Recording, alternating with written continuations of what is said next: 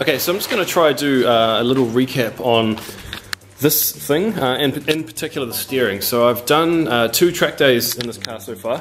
The first track day wasn't so successful. We had some handling issues with the car, real dumb stuff, like this wing here. I had it on, it just had too much downforce. So I've just backed that off for the second track day, which made a massive difference. And maybe not such dumb stuff, but the front of the car, spring rates. So these springs here have now been upgraded to 12 kilo springs from 8 or 9 kilo springs, which made the front of the car a lot more stable and trustworthy.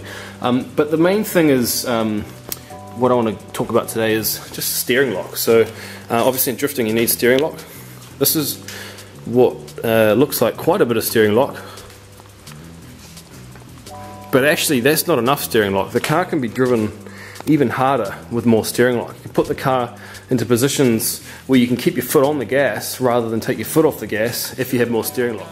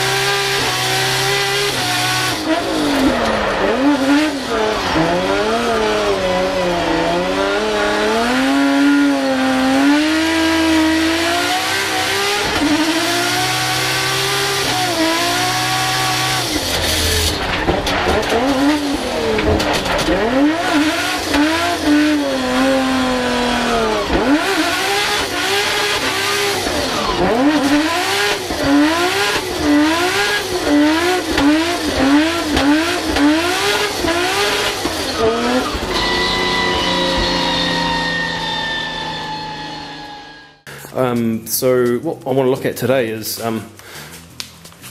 just basically putting some more steering lock into this thing. So this car's set for, so these are the lock stops here.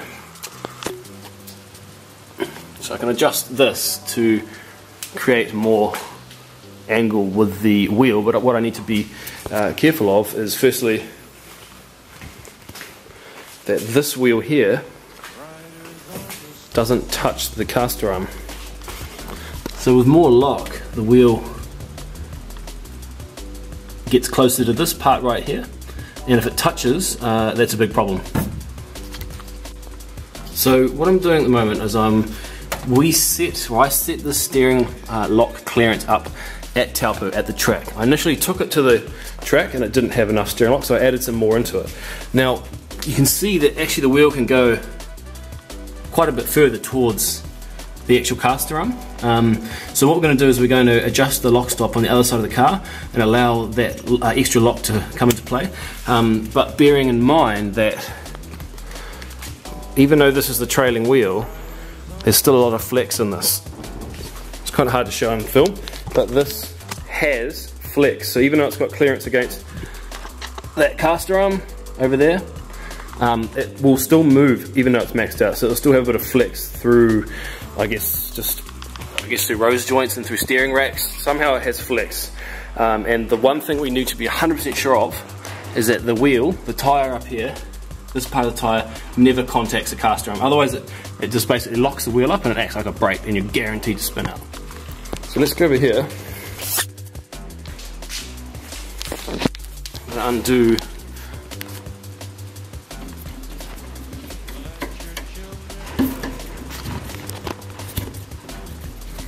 So these are the acostal lower control arms, and they're pretty good.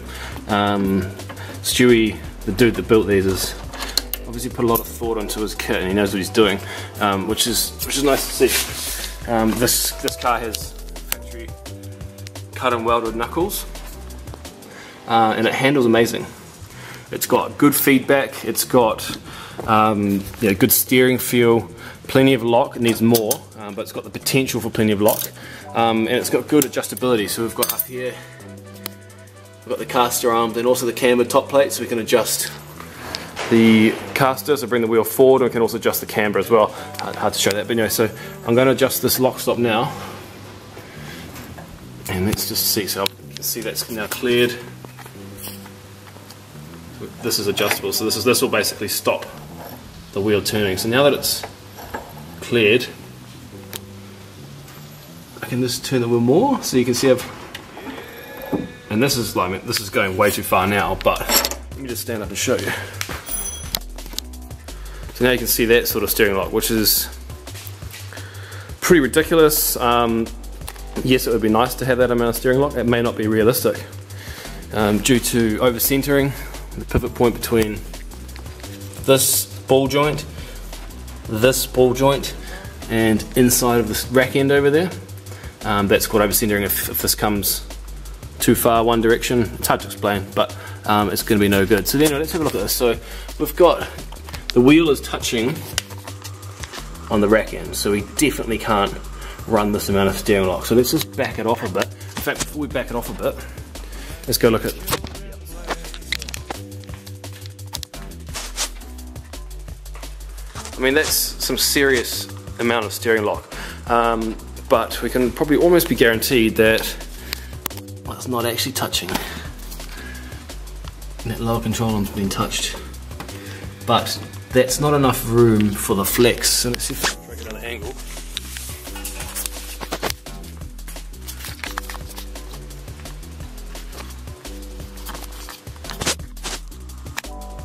So you can see, picture some flex.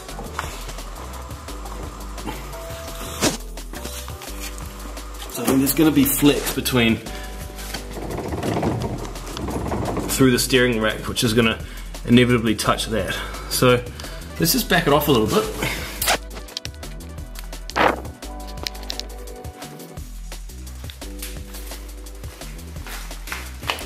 Okay, so we're also touching that, as we already know.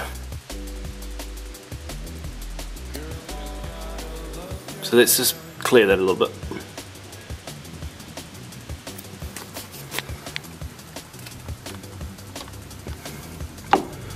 Okay, so hold it there. Okay, so it looks like this hole here, so I'm just going to tighten that up. Okay, so I've just basically adjusted this lock stop here. So now we've got good clearance over here. That's enough. There's never going to be any flex here because it's steel on steel at the hub into the lower control arm. So there's just no chance that this wheel's going to have any flex. Unlike the other side, which is relying on the steering rack system to provide its stability. And let's just take a look at this steering lock. Okay, so quite quickly we've just gained a whole ton of steering lock from the car.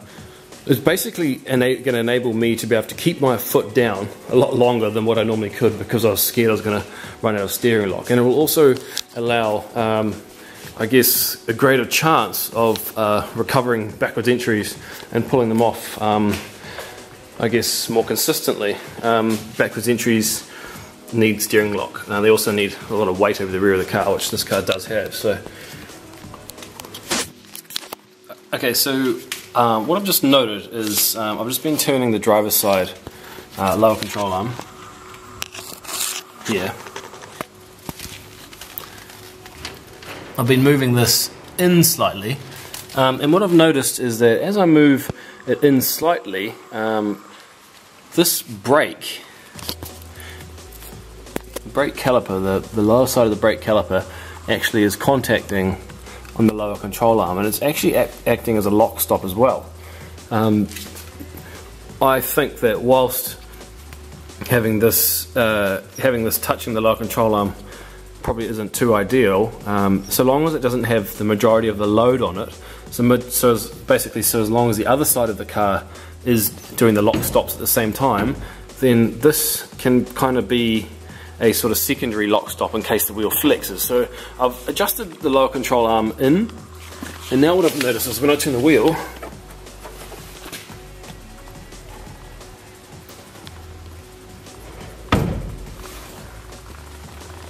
the brake contacts it's kind of hard to see, but it sits just off the lower control arm. And that side stops the wheel from moving. So I've got two lock stops. So I've got this brake. The wheel hits. Now even though that tyre is really close to the caster arm, like that's about an inch, it doesn't matter because there's not going to be enough flex in the tyre. The tyre's not going to move 1 inch, and the reason for that, and this whole wheel's not going to move 1 inch, and the reason for that is because the brake is actually contacting on that, and that's solid steel on hard alloy. Now, as I say, it seems a bit, I don't know, a bit crude that the brake is being used as a lock stop, but actually, the majority of the lock stopping is actually happening over here, because I've set this side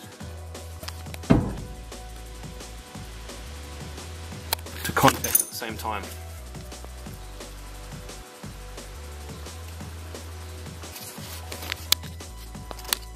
So when this stops, hits. This hits just before the brake on the other side. So that basically means, in summary, I have this amount of steering lock now to use, which is more than I had before. It also means that the wheel is never going to touch either the chassis or the lower control arm,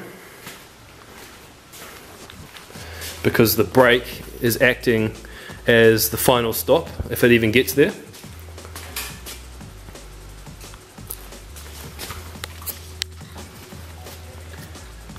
You can see it's tight, but that brake there is not going to let that go any further.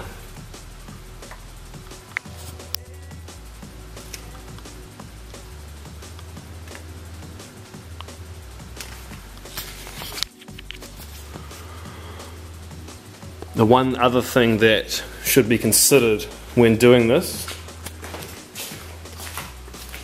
there's a few things actually. There's a clearance between the back of the wheel and the chassis. In this case we have heaps, so we're never going to get any contact there. The wheel's not going to touch the rack end, so we're not going to get any contact there.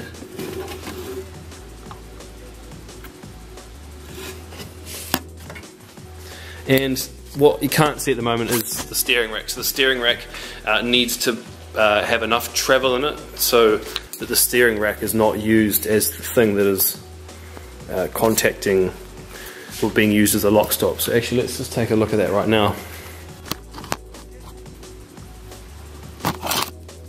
We are at maximum steering lock at the moment.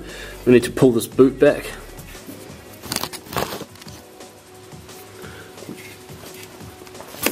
To ensure that we've got some travel, and you can see that the acostal steering kit gives us these spaces, steering rack spaces, and we've got about, over more than 5mm gap between the end spacer and the steering rack. That says we've got plenty of safety margin in here, and that we can safely run this amount of steering lock, which is pretty awesome.